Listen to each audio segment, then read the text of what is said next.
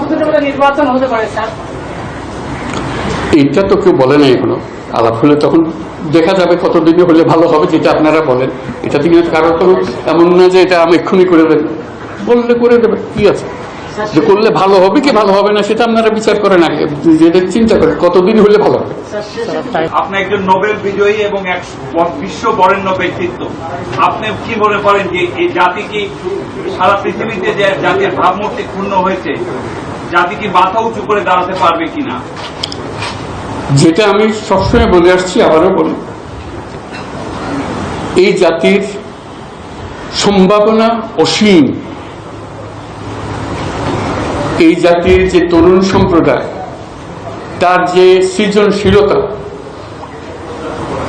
তার যে উদ্যম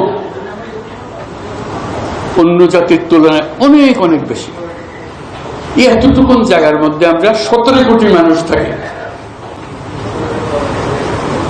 এই 17 কোটি মানুষকে আমরা আরো বহু উপরে নিয়ে যেতে পারি, শুধু এই গুতাগুতি মারামারি খুনাখুনি এটার থেকে বাঁচছে, আর তো কিছু নেই। তো ওরা তো জানেই সবাই কি করতে হবে। কাজে উপর অন্যরা কি মনে করলো সেটা দুঃখ পাওয়ার চাইতে বড় কথা হলো বেঁচে আসছে। বড় কথা হলো যে আমরা নিজেদেরকে কি দেখতে চাই, আমাদের স্বপ্নটা কি, আমাদের স্বপ্ন আমরা বাস্তবায়ন করব।